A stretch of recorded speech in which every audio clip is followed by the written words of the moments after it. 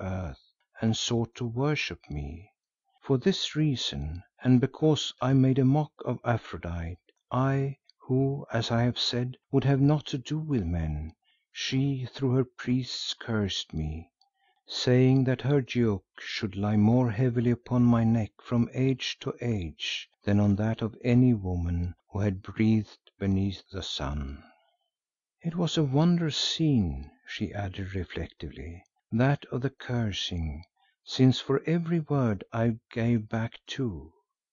Moreover, I told the hoary villain of a high priest to make report to his goddess that long after she was dead in the world I would live on, for the spirit of prophecy was on Maine that hour. Yet the curse fell in its season, since in her day, doubt it or not, Aphrodite had strength, as indeed under other names she has and will have while the world endures, and for aught I know, beyond it. Do they worship her now in any land, Allan?" "No, only her statues because of their beauty, though love is always worshipped." "Yes, who can testify to that better than you yourself, Allan, if he who is called Zikali tells me the truth concerning you in the dreams he sends? As for the statues, I saw some of them as they left the master's hand in Greece, and when I told him that he might have found a better model, once I was that model. If this marvel still endures, it must be the most famous of them all, though perchance Aphrodite has shattered it in her jealous rage.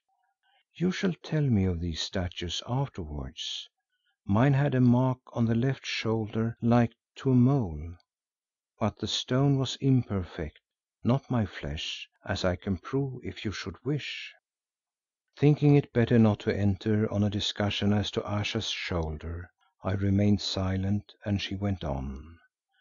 "I dwelt in Egypt also, and there, to be rid of men who wearied me with their sighs and importunities, also to acquire more wisdom of which she was the mistress, I entered the service of the goddess Isis, Queen of Heaven, vowing to remain virgin for ever.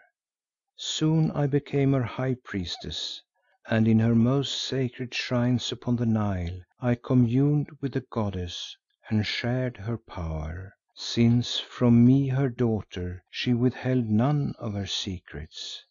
So it came about that though pharaohs held the sceptre, it was I who ruled Egypt and brought it and Sidon to their fall.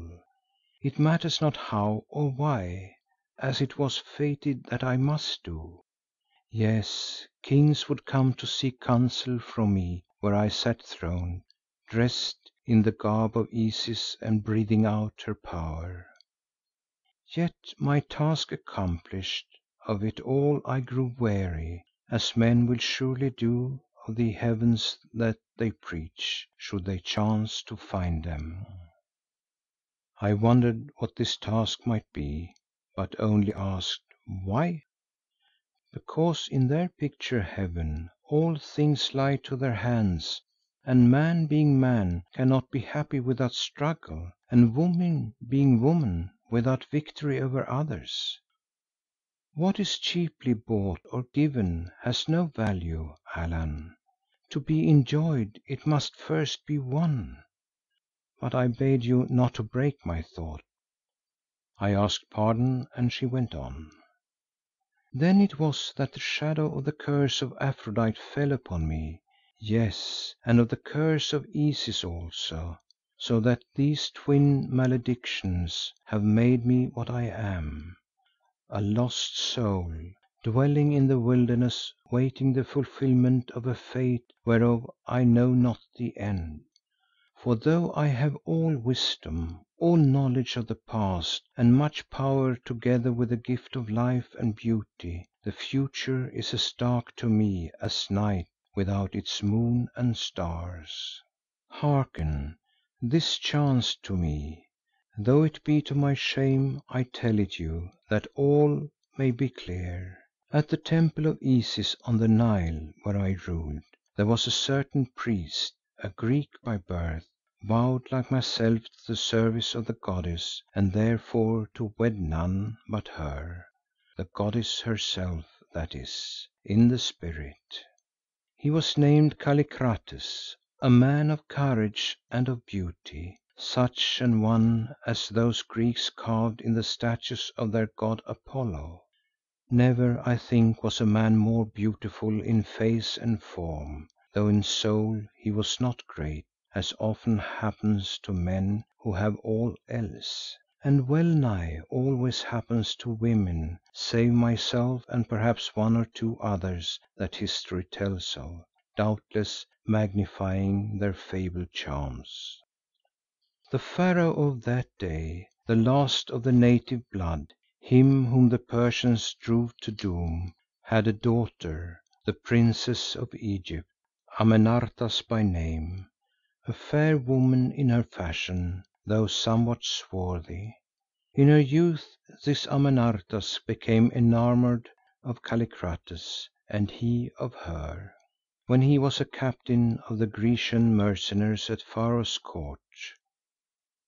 Indeed, she brought blood upon his hands because of her, wherefore he fled to Isis for forgiveness and for peace. Thither in after time she followed him and again urged her love. Learning of the thing and knowing it for sacrilege, I summoned this priest and warned him of his danger and of the doom which awaited him should he continue in that path. He grew affrighted. He flung himself upon the ground before me with groans and supplications, and kissing my feet vowed most falsely to me that his dealings with the royal Amenartas were but a veil and that it was I whom he worshipped. His unhallowed words filled me with horror and sternly I bade him begone and do penance for his crime, saying that I would pray the goddess on behalf of him. He went, leaving me alone lost in thought in the darkening shrine. Then sleep fell on me and in my sleep I dreamt a dream or saw a vision. For suddenly there stood before me a woman beauteous as myself, clad in nothing save a golden girdle and a veil of gossamer. "O Ayesha," she said in a honeyed voice, "priestess of Isis of the Egyptians, sworn to the barren worship of Isis and fed on the ashes of her unprofitable wisdom, know that I am Aphrodite of the Greeks, whom many times thou hast mocked and defied, and queen of the breathing world, as Isis is queen of the world that is dead. Now because thou didst despise me and pour contempt upon my name, I smite thee with my strength and lay a curse upon thee. It is that thou shalt love and desire this man who but now hath kissed thy feet, ever longing till the world's end to kiss his lips in payment, although thou art as far above him as the moon thou servest is above the Nile.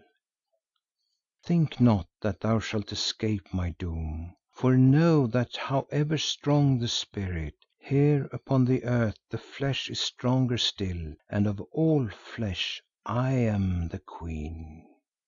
Then she laughed softly and smiting me across the eyes with a lock of her scented hair was gone.